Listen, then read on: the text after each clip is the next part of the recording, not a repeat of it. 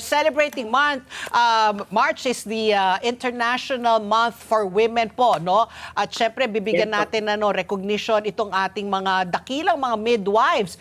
Kasi po talagang kayo ay may importanteng role, no, na ginagampanan po sa ating bansa. So umpisahan po natin, gaano kahalaga ba ang mga midwives po, lalo na po dito sa ating bansa?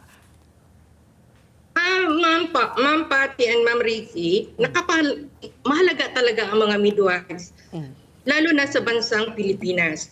Dahil sa kami ang pinakamalapit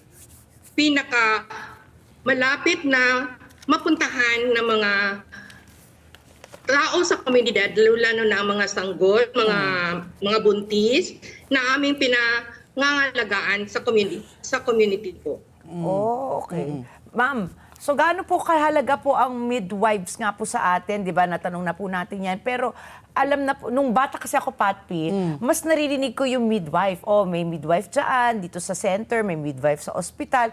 Pero ngayon po parang hindi ko na sila masyado naririnig. Maliban na lang kung ako po ay pupunta halimbawa sa probinsya. Ayan, uso pa rin po yung mga nagpapaanak ng mga midwives.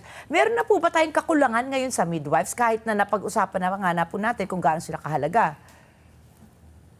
Ma'am, sa totoo lang, every year, may 3,000 plus na midwives na pumapasa sa board exam.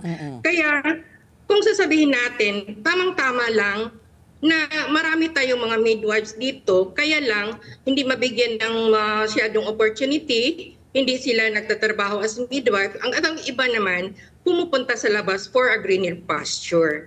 Pero kung tutuusin, marami talagang midwife na dito sa Pilipinas. So sapat na po yung mga midwives halimbawa natin, halimbawa lalo na sa mga probinsya?